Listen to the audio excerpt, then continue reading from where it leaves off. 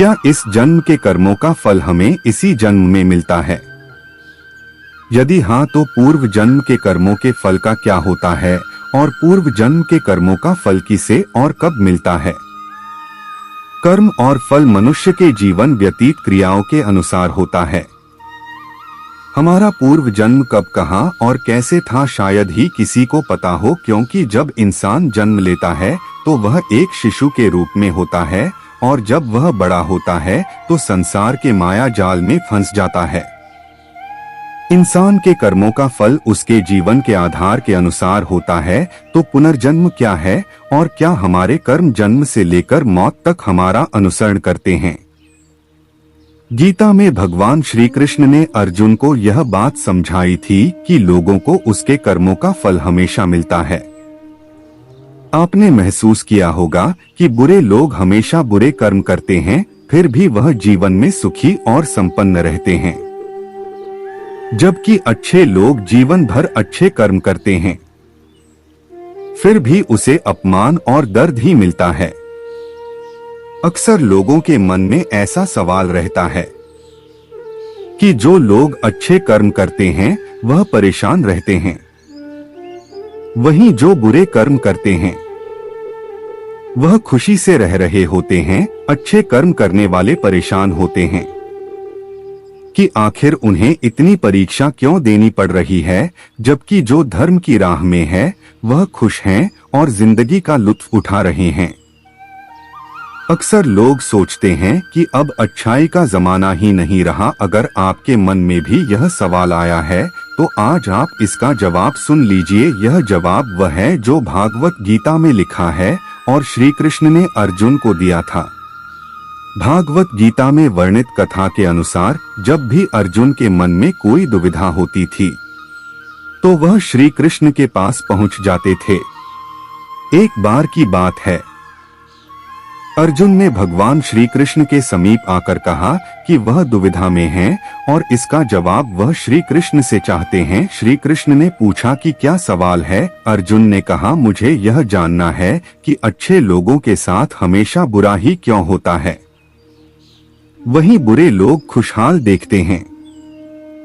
अर्जुन के मुंह से ऐसी बातें सुनकर श्री कृष्ण मुस्कुराया और कहा, मनुष्य जैसा सोचता है और महसूस करता है वैसा कुछ नहीं होता है, बल्कि अज्ञानता की वजह से वह सच्चाई नहीं समझ पाता है। अर्जुन उनकी यह बात समझ नहीं पाए। इसके बाद श्री कृष्ण ने क्या कहा वह जानते हैं। कान्हा ने अर्जुन से कहा कि हे पार्थ, मैं तुम्हें एक कथा सुनाता हूं, उसे सुनकर तुम समझ जाओगे कि हर प्राणी को उसके कर्मों के हिसाब से ही फल मिलता है। प्रकृति हर किसी को अपनी राह चुनने का मौका देती है।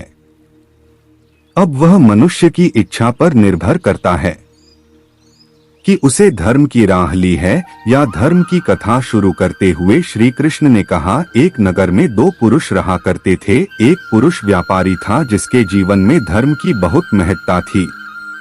वह पूजा पाठ में यकीन रखता था, वह हर रोज मंदिर जाता था और दान धर्म भी करता था और हर रोज भगवान की पूजा करता था। वहीं दूसरा पुरुष बिल्कुल विपरीत था, वह हर रोज मंदिर तो जाता था लेकिन पूजा करने नहीं बल्कि मंदिर के बाहर से जूते चप्पल चुराने। उसे दान और धर्म से कोई लेना देना नहीं था।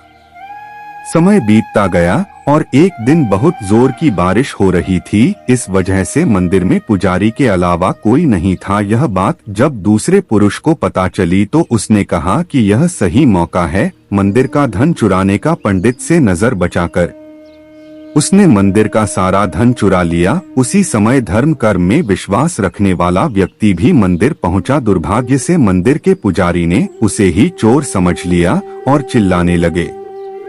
वहां लोग एकत्र हो गए और उसे बहुत मारा। किसी तरह वह बचते बचाते वहां से निकला तो दुर्भाग्य ने उसका साथ वहां भी नहीं छोड़ा। मंदिर के बाहर वह एक गाड़ी से टकरा गया और घायल हो गया। फिर वह व्यापारी लंगड़ाते हुए घर जाने लगा तो रास्ते में उसकी मुलाकात उस पुरुष से हुई जिसने मंदिर से धन चुराया था। उसने कहा, आज तो मेरी किस्मत चमक गई।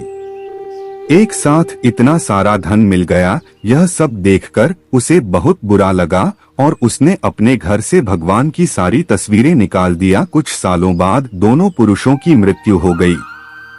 मरने के बाद जब दोनों यमराज की सभा में पहुंचे और भले पुरुष ने दूसरे व्यक्ति को देखा तो उसे बहुत गुस्सा आया। उसने क्रोधित होकर यमराज से पूछ ही लिया, मैं तो हमेशा अच्छे कर्म करता था, दान में विश्वास रखता था, उसके बदले जीवन भर मुझे अपमान और दर्द नहीं मिला, और इस व्यक्ति को नोटों से भरी पोटली, आखिर ऐसा भेदभाव क्यों? इस पर यमराज ने कहा, पुत्र तुम गलत समझ रहे हो। जिस दिन तुम्हारी गाड़ी से टक्कर हुई थी वह दिन तुम्हारे जीवन का आखिरी दिन था, परंतु तुम्हारे अच्छे कर्मों की वजह से तुम्हारी मौत सिर्फ एक छोटी सी चोट में बदल गई। तुम इस दुष्ट व्यक्ति के बारे में जानना चाहते हो। दरअसल इसके भाग्य में राजयोग था, मगर इसके कुकर्मों और धर्म की वजह से वह सिर्फ एक छोटी सी धन की पोटली में बदल गया। कथा सुनाने के बाद श्री कृष्ण अर्जुन से कहते हैं, बार था क्या आप तुम्हें तुम्हारे सवाल का जवाब मिल गया। ऐसा सोचना कि भगवान तुम्हारे कर्मों को नजरअंदाज कर रहे हैं, यह बिल्कुल भी सत्य नहीं है। भगवान हमें कब क्या किस रूप में दे रहा है, मनुष्य को समझ में नहीं आता है। मगर आप अच्छे कर्म करते रहे तो भगवान की कृपा हमेशा बनी रहती है। इसलिए अपने अच्छे कर्मों को बदलना नहीं चाहिए, क्योंकि उसका फल हमें इसी जीवन में मिलता है। इसलिए मनुष्य का फर्ज है कि वह हमेशा अच्छे कर्म करते रहे, क्योंकि श्री कृष्ण ने गीता में भी बताया है कि किसी के द्वारा किया गया कर्म बेकार नहीं जाता है, चाहे वह अच्छा हो या बुरा। दोस्तों, हम जैसा कर्म करते हैं वैसा ही हमें फल मिलता है। अगर हमने अच्छे कर्म किए होते हैं तो उसका हमें अच्छा फल मिलता है, और बुरे कर्म किए होते हैं तो हमें उसका फल बुरा मिलता है। अगर हमारे साथ कुछ बुरा होता था तो पहले लोग ऐसा बोलते थे कि जरूर उसने पिछले जन्म में कुछ बुरा किया होगा, इसलिए इसके साथ ऐसा इस जन्म में हुआ। लेकिन अगर हम बात आज के जमाने की करें तो हमें अपने कर्मों का हिसाब भी इसी जमाने में चुकाना पड़ता है। पहले भगवान नोट और कलम लेकर सभी के कर्मों का हिसाब करते थे, इसलिए पिछले जन्म का हिसाब इस जन्म में होता था। लेकिन आज तो इंटरनेट का जमाना है, इसलिए भगवान भी लैपटॉप लेकर बैठते हैं और सभी के कर्मों का हिसाब इसी जन्म में होता है। यह कहानी भी कर्म के बारे में ही है। हमारा जैसा कर्म होता है वैसा ही फल हमें मिलता है। एक छोटे से गांव में एक लड़का रहता था। वह लड़का बहुत ज्यादा गरीब परिवार से था। वह अपनी स्कूल की पढ़ाई करता था और स्कूल के बाद लोगों के घर घर जाकर सामान बेचने का काम करता था। इस तरह घर घर जाकर सामान बेचकर उसे जो भी पैसे मिलते थे उसी में से वह अपनी स्कूल की फीस भरता था। वह लड़का हर रोज की तरह एक दिन स्कूल के बाद दोपहर को सामान बेचने के लिए निकला था। उसे बहुत जोर की भूख लगी थी। उसने यह तय किया कि मैं आप जिस भी घर पर जाऊंगा और सामान बेचूंगा उस घर से पैसे नहीं खाना मांग लूंगा। वह घर के पास जाता है और बाहर से दरवाजा खटखटाता है। उस घर में से एक लड़की बाहर निकलती है और वह दरवाजा खोलती है।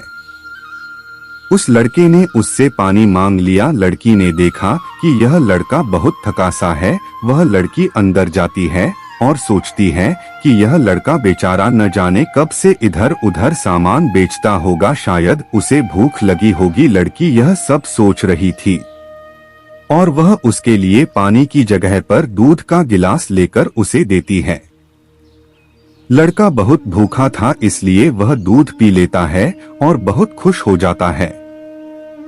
उसे लगता है कि इस दुनिया में अभी भी इंसानियत जिंदा है।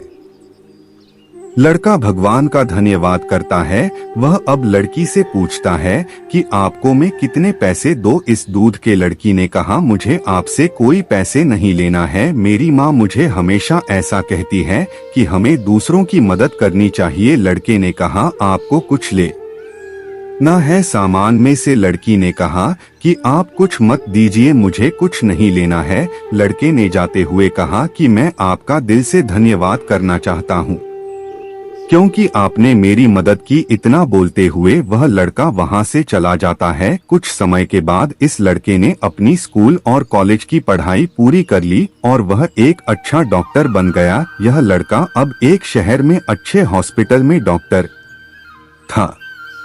इधर इस लड़की के घर वालों की आर्थिक परिस्थिति दिन ब दिन बिगड़ रही थी। एक दिन ऐसा आया कि यह लड़की बहुत बीमार हो गई। लड़की को उसके घर वाले उसी हॉस्पिटल में ले जाते हैं जिस हॉस्पिटल में यह लड़का डॉक्टर था। उस लड़के के पास ही लड़की का केस आता है। लड़का लड़की का एड्रेस देखता है तो उसे पता चलता है कि यह तो वहीं का एड्रेस है जहां पर मैं अपने स्कूल के समय सामान बेचने जाता था। लड़के को अब उस लड़की को देखकर याद आ जाता है कि यह तो वही लड़की है जिसने मुझे मदद की थी।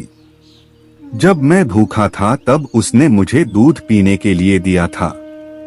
लड़का उस लड़की का इलाज अच्छे से करता है और अपनी टीम को भी इसके इलाज में कोई कमी नहीं रहनी चाहिए ऐसा बोलता है।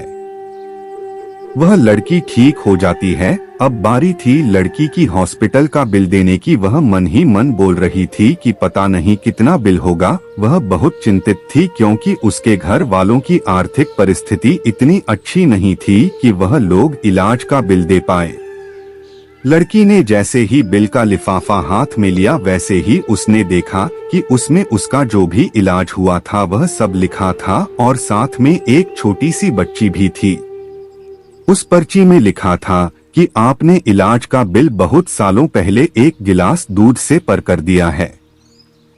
डॉक्टर तभी वहां पर पहुंच जाते हैं और यह लड़की उनको पहचान लेती है और उनसे कहती है कि आपका बहुत बहुत शुक्रिया।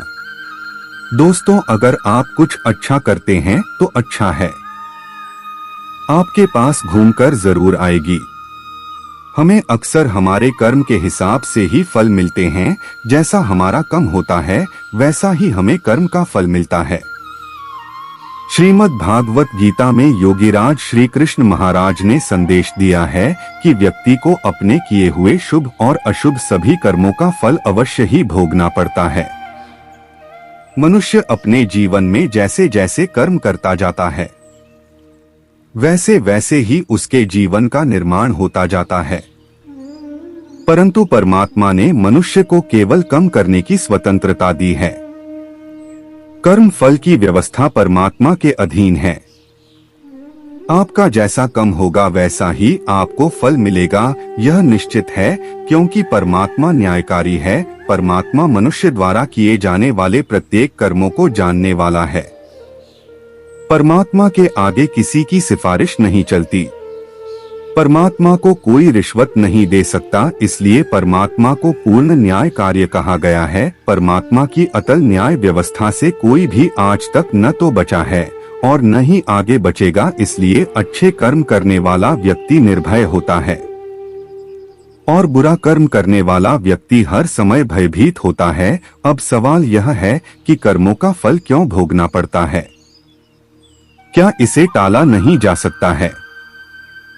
दोस्तों, भगवद गीता के अनुसार कर्म का फल बिल्कुल भी टाल नहीं सकता। हम चाहे कितनी भी चालाकियां कर लें, कितने भी होशियार रहें, बेशक पूरी दुनिया की आंखों में धूल झोंक दें, बेशक आप इस बात को जान न पाएं, बेशक हम सभी अपने कर्मों से अनजान बने रहे, सब भूल सकते हैं, दुनिया भुला सकती है, पर कर्मफल निरंतर चुपचाप एक छाया की तरह अदृश्य शांत चित्त हमारे संग संग चलता रहता है।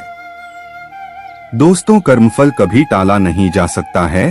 टालना हमारे बस में है ही नहीं। कई बार हमारे चालान होते हैं, कोई चीज चोरी होती है, दुर्घटनाएं होती रहती है, पैसा डूब जाता है। जिस तरह बुराई का फल बुरा होता है उसी तरह अच्छाई का फल भी अच्छा होता है। यह फल हमें कभी भी कहीं भी किसी भी रूप में भुगतना पड़ेगा ही। सिर्फ और सिर्फ एक अवस्था पर यह टल सकता है, असल में लेगा तो नहीं, पर इसका दर्द कम जरूर हो सकता है। वह यह कि अगर हम अपनी गलतियों को कबूल कर लें और परमात्मा की शरण में जाएं, आत्मसमर्पण करें और अच्छे कर्म करने शुरू कर दें, तभी हम अपने गलत कर्मों से होने वाली पीड़ा से बच सकते हैं, बशर्ते ईश्वर हमें माफ कर दें। हमारे इस जन्म में किए गए प्रबल कर्म का फल हमें इसी जन्म में मिल जाता है। शेष छुटपुट व प्रत्यक्ष परोक्ष भले बुरे कर्म हमारे कर्मों के संचित कोष में जमा होते रहते हैं, जो प्रारब्ध कर्म के फल रूप में हमारी जीवात्मा को विभिन्न 84 लाख योनियों में ले जाते हैं। यही 84 का चक्कर कहा जाता है। कुल मिलाकर कहा जा सकता है कि कर्म का फल जन्मों जन्मों तक हमारा साथ नहीं छोड़ता है। इसीलिए कर्म के सिद्धांत के अनुसार अपने जीवन को ढाल लीजिए और अपने कर्मों पर कड़ी नजर रखी है। और ध्यान रखिए, कम वाचा मनसा वाचा कर्मणा इन तीनों मार्गों से संपन्न होते हैं। इसका तात्पर्य यह हुआ कि किसी को मिथ्या या कटु वचन नहीं बोलना है, किसी के विषय में बुरा नहीं सोचना है, किसी का प्रत्यक्ष या परोक्ष बुरा नहीं करना है। यदि आपने ये तीनों नियम साध लिए तो यह सुनिश्चित है कि आप उत्तरोत्तर विकसित होते जाएंगे, जन्म दर जन्म कुलीन परिवार और उत्तम परिस्थितियों में जीवन जिएंगे। आपके जीवात्मा का निम्न योनियों में गिना रुक जाएगा, बशर्ते कि आप अपने अहंकार के चलते किसी जन्म में पुनः उपरोक्त नियमों का उल्लंघन न कर बैठे। इस खतरे से बचने का एकमात्र उपाय यही है कि आप अक्रम की साधना में अपनी जीवन ऊर्जा खपाएं। अक्रम की साधना का तात्पर्य है ध्यान साधना द्वारा अपनी चेतना को अपने मन के पर स्थापित करते हुए अहंकार रहित जिए तथा हर कर्म को निष्काम भाव से अंजाम दें। इसे आप यूं भी समझ सकते हैं, मन के माध्यम से किए गए कर्म के साथ कर्म का फल ठीक उसी तरह से है जैसे आपके साथ आपकी पर छाए। इस प्रकार उन कर्म फलों से बचा नहीं जा सकता, किंतु जैसे प्रकाश के ठीक नीचे खड़े होने पर हमारी पर छाई नहीं बनती है, ठीक वैसे ही मन से पड़े रहते हुए आत्मा के प्रकाश में किए गए कर्म अपना फल देने के योग्य नहीं रह जाते हैं। महाभारत के युद्ध के पश्चात श्री कृष्ण भीष्म पितामह से मिलने पहुँचे तो भीष्म ने कृष्ण से पूछा कि हे केशव, मुझे इतना दर्द क्यों हो रहा है। तब श्री कृष्ण ने बताया कि पितामह, आप पिछले जन्म में राजा थे। आप कहीं जा रहे थे और रास्ते में एक सांप पड़ा था। आपने उसे मरा समझकर अपने तीर से उठाकर फेंक दिया और वह सांप नुकीली झाड़ियों में जा गिरा। उसके कांटे साहब के शरीर में बुरी तरह चुभ रहा था। सांप ने आपको खूब बद्दुआ दी थी, उसी का फल आपको मिल रहा है। जो कांटों का दर्द उसे हो रहा था, वही दर्द आपको तीरों की शैया के नुकीले बांस से हो रहा है। दोस्तों, इस प्रसंग से भी यह सिद्ध होता है कि पूर्व जन्म के कर्म का फल भोगना ही पड़ता है। दोस्तों, अब सवाल यह उठता है कि क्या इन कर्मों से छुटकारा पाने का भी कुछ उपाय है? क्या इसके लिए भगवान श्री कृष्ण ने गीता के 4 अध्याय में जो बताया है उसे सुनते हैं। श्री भगवान कहते हैं कि जो मनुष्य कर्म तो करता है लेकिन उस कर्म में अक्रम को देखता है, अर्थात यह नहीं सोचता है कि मैं ही करता है, वह खुद को एक माध्यम समझता है, वह फल की इच्छा नहीं रखता, वह जानता है कि संपूर्ण कर्म परमात्मा द्वारा हो रहा है। उसके लिए भगवान की भक्ति के अलावा और कम नहीं रह जाता है, अर्थात वह कर्म करते हुए भी वास्तव में कुछ भी नहीं करता। जिसने अपने मन और इंद्रियों को जीत लिया है और जिसने समस्त भोगों की सामग्री का परित्याग कर दिया है, ऐसा आशा रहित पुरुष केवल शरीर संबंधी कर्म करता हुआ भी पापों को नहीं प्राप्त होता है। जिसको बिना मांगे जो मिले उसी में संतुष्ट रहता है। झूला किसी से ईर्ष्या करता है और न द्वेष, जो सुख दुख को एक समान भाव से देखता है, ऐसा मनुष्य कर्मयोगी कहलाता है। जिसकी आसक्ति सर्वथा नष्ट हो गई है, जो अपने देह पर अभिमान नहीं करता और जो ममता से रहित हो गया है, जिसका चित्त निरंतर परमात्मा के ज्ञान में स्थित रहता है, वैसा कर्मयोगी अपना कर्म यज्ञ की तरह करता है और मोक्ष को प्राप्त होता है। जो अपना सब कुछ परमात्मा को अर्पित कर देता है, जिसके लिए परमात्मा ही सब कुछ है, जो अपने हर कर्म में परमात्मा को देखता है और हर कर्म परमात्मा के लिए करता है, वैसा कर्मयोगी मोक्ष का अधिकारी होता है। गीता में भगवान श्री कृष्ण कहते हैं कि मनुष्य को सदैव अच्छे कर्म करने चाहिए, क्योंकि कामों के क्षीण हो जाने पर भाग्य भी नष्ट हो जाता है। जिस मनुष्य का अपने कर्मों पर अटूट विश्वास होता है और जो मनुष्य अपने कर्मों पर सदा अडिग रहता है, वही मनुष्य जीवन में सफल होता है। श्री कृष्ण कहते हैं कि हर व्यक्ति को बिना कुछ सोचे समझे सिर्फ कर्म के मार्ग पर चलते रहना चाहिए। जो मनुष्य कर्म किए बिना सिर्फ फल की चिंता करता है, उसे जीवन में सिर्फ असफलता ही प्राप्त होती है। श्री कृष्ण के अनुसार परिस्थितियां चाहे कितनी भी खराब हो, वह हमेशा एक जैसी नहीं रहती है, वह बदलती जरूर है। इसलिए मनुष्य को बहुत धैर्य और हिम्मत से काम लेना चाहिए। श्री कृष्ण कहते हैं कि ईश्वर कभी भी किसी व्यक्ति के साथ नाइंसाफी नहीं करता, वह उसको केवल वही देता है जिसके वह लायक है। भगवान कहते हैं, कर्म करो लेकिन फल की इच्छा मत रखो। इस संसार में कोई भी मनुष्य किसी भी काल में शर्मा छात्र भी बिना कर्म किए नहीं रहता, क्योंकि सारा मनुष्य समुदाय कम करने के लिए ही पैदा हुआ है। बिना कर्म किए कोई रह नहीं सकता है। जो मनुष्य समस्त इंद्रियों को वश में करके आसक्ति रहित कर्म करता है, वही श्रेष्ठ है, अर्थात वही कर्मयोगी है। उसे कम का मार्ग दिखाते हुए श्री कृष्ण कहते हैं कि कम न करने की अपेक्षा कम करना ज्यादा श्रेष्ठ है, तथा कम न करने से मनुष्य का शरीर निर्वाह भी नहीं सिद्ध होता है। अर्थात मनुष्य को चाहिए कि वह सिर्फ अपने कर्तव्यों का पालन करें, क्योंकि कम नहीं करने से मनुष्य का जन्म लेना भी बेकार हो जाता है। भगवान कहते हैं, तू यज्ञ समझकर अपना कर्म कर, जिस प्रकार या के समाज और प्रजा की भलाई के लिए किया जाता है, उसी तरह तू अपने कर्मों को यज्ञ समझकर अर्थात अपना कर्तव्य समझकर कम कर। जो पुरुष इस परंपरा से नहीं चलता, प्रकृति के नियमों का पालन नहीं करता, अर्थात अपने कर्तव्य का पालन नहीं करता, वह इंद्रियों के द्वारा भोगों को भोगने वाला पापी पुरुष व्यर्थ ही जीता है।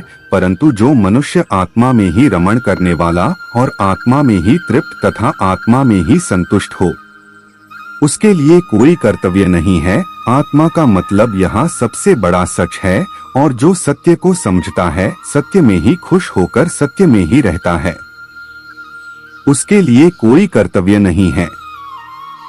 लेकिन ऐसा कोई लाखों करोड़ों में एक होता है। उस महापुरुष का इस विश्व में न तो कम करने से कोई प्रयोजन रहता है और न कर्मों के न करने से ही कोई प्रयोजन रहता है, तथा संपूर्ण प्राणियों में भी इसका स्वार्थ से कोई संबंध है नहीं रहता। कहने का सीधा मतलब है, जिसे परमात्मा मिल चुका है, वह कोई और दूसरा कम क्यों करे। श्री कृष्ण कहते हैं, अगर तुमने कोई रिश्ता खोया है या किसी रिश्ते से निराश हो, तो वह रिश्ता मुझसे बना लो, मैं कभी भी तुम्हें छोड़कर नहीं जाऊंगा। इसलिए तू निरंतर आसक्ति से रहित होकर अर्थात अपनी इच्छा को त्याग कर सदा कर्तव्य कर्म को भली भांति करता रहेगा, क्योंकि आसक्ति से रहित होकर कर्म करता हुआ मनुष्य परमात्मा को प्राप्त हो जाता है। बहुत से ऐसे लोग हैं जो कर्म करते हुए ही परम सिद्धि को प्राप्त हुए थे। जनक आदि ज्ञानी जन भी आसक्ति रहित कर्म द्वारा ही परम सिद्धि को प्राप्त हुए थे, इसलिए कम करना ही उचित है। श्रीमद् भगवद गीता में श्री कृष्ण कहते हैं कि जीवन में कुछ भी स्थायी नहीं है, इसलिए स्वयं को अधिक तनावग्रस्त न करें। किसी के साथ चलने से न तो कोई खुशी मिलती है और न ही लक्ष्य, इसलिए मनुष्य को सदैव अपने कर्मों पर विश्वास करते हुए अकेले चलते रहना चाहिए। श्रेष्ठ पुरुष जो जो आचरण करता है, अन्य पुरुष भी वैसा वैसा ही आचरण करते हैं। वह जो कुछ प्रमाण कर देता है, समस्त मनुष्य समुदाय उन्हीं के पदचिन्हों पर अपने रास्ते चुनता है। इसीलिए सज्जन व्यक्तियों को सदैव अच्छा व्यवहार करना चाहिए। कान्हा कहते हैं, मेरा इन तीनों लोकों में न तो कुछ कर्तव्य है और न ही कोई वस्तु प्राप्त करने योग्य है। फिर भी मैं कम में ही बरतता है, अर्थात मैं भी कम करते हुए अपने कर्तव्य का निर्वाह करता रहता हूँ। श्री भगवान कहते हैं, यदि मैं कर्मों को करने में सावधानी न बरतने दूं तो बड़ा अनर्थ हो जाएगा, क्योंकि मनुष्य सब प्रकार से मेरे ही मार्ग का अनुसरण करते हैं। इसलिए यदि मैं कम न करूं तो यह सब मनुष्य नष्ट भ्रष्ट हो जाएंगे और मैं संघकर्ता का करने वाला हो जाऊंगा तथा समस्त प्रजा को नष्ट करने वाला बन जाऊंगा। जिनमें समझ नहीं होती वह कम में आसक्त होकर कर्म करते हैं। आसक्ति रहित विद्वान को भी चाहिए कि वह भी लोगों को सही दिशा दिखाने के लिए उसी प्रकार कम करें। जो ज्ञानी हैं, जिन्हें ईश्वर की सच्चाई मालूम हो चुकी है, उनकी यह जिम्मेदारी बन चुकी है कि उनके काम करने के तरीके से कहीं किसी और के मन में काम करने के प्रति अश्रद्धा या अपमान न पैदा हो जाए। इसलिए उन ज्ञानी जनों के लिए यह जरूरी है कि वह ऐसा उदाहरण सामने रखें जिससे हर कोई अपना कर्म, अपना कर्तव्य करने के लिए प्रेरित हो। वास्तव में संपूर्ण कर्म सब प्रकार से प्रकृति के गुणों द्वारा किए जाते हैं, तो भी जिसका कारण अहंकार से मोहित हो रहा है, ऐसा अज्ञानी मैं करता हूँ ऐसा मानता है। तामसिक गुणों वाले व्यक्ति आलस्य या नींद इसी प्रकार के कर्म करते हैं। राजसिंह गुणों वाले बात बात पर शौर्य या बहादुरी दिखाने का काम करते हैं, लेकिन ज्ञानी मनुष्य जानते हैं उसके गुण ही उससे कम करवा रहे हैं, और जो ज्ञानी नहीं होते समझते हैं कि सब कुछ वही कर रहे हैं। कम में लगे हुए ज्ञानियों को यह जानना चाहिए कि गुण ही उनसे कम करवाते हैं, वह खुद कुछ भी नहीं करते। और जो ज्ञानी इस बात को समझ लें तो यह उनकी जिम्मेदारी होती है कि वह अज्ञानियों को समझाए कि कार्य में ही उनका धर्म है। श्री कृष्ण कहते हैं कि तुम मुझे अंतर्यामी परमात्मा में अपने सारे कामों को अर्पण करते। जो कोई मनुष्य दोष दृष्टि से रहित और श्रद्धा युक्त होकर मेरे इस मत का सदा अनुसरण करते हैं, वे भी संपूर्ण कर्मों से छूट जाते हैं। परंतु जो मन मुझ में दोषारोपण करते हुए मेरे इस मत के अनुसार नहीं चलते हैं, उन मूर्खों को तो संपूर्ण ज्ञान में मोहित और नष्ट हुआ ही समाज। गीता में श्री कृष्ण कहते हैं, दूसरे के कर्तव्य का पालन करने से भय होता है और सर्वधर्म में मरना भी बेहतर होता है। श्री कृष्ण के अनुसार हमें दूसरे का अनुसरण या नकल करने की बजाय सर्वधर्म को पहचानना चाहिए। दूसरों का अनुसरण करने से मन में भय उत्पन्न होता है।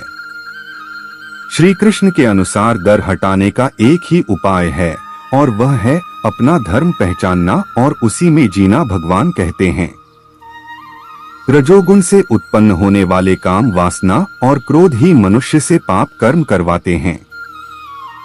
इसलिए काम, वासना और क्रोध मनुष्य का सबसे बड़ा शत्रु है। जिस प्रकार धुएं से आमदनी और धूल से दर्पण ढक जाता है तथा जिस प्रकार गर्भाशय से गर्भित ढका रहता है, उसी प्रकार कामनाओं से ज्ञान ढका रहता है। इस प्रकार शुद्ध चेतन स्वरूप जीवात्मा का ज्ञान कामना रूपी नित्य शत्रुओं द्वारा ढका रहता है, जो कभी भी टोस्ट न होने वाली अग्नि की तरह जलता रहता है। इंद्रिया, मन और बुद्धि कामनाओं के निवास स्थान होते हैं। इनके द्वारा कामनाएं ज्ञान को आच्छादित करके जीवात्मा को मोहग्रस्त कर देती है। इसलिए मनुष्य को चाहिए कि प्रारंभ में ही इंद्रियों को वश में करके और आत्मज्ञान और आत्म साक्षात कार्य में बाधा उत्पन्न करने वाली इन महान पापी कामनाओं का ही बलपूर्वक खात्मा कर दें और कर्म योग के द्वारा परमात्मा की भक्ति करके समस्त कर्मों से छुटकारा प्राप्त कर लें। दोस्तों, अगर आपको हमारा यह वीडियो पसंद आया तो कमेंट में जय श्री राधे कृष्ण लिखें और ऐसे ही प्रेरणादायक वीडियो देखने के लिए हमारे चैनल को सब्सक्राइब कर ले। जय श्री राधे कृष्ण।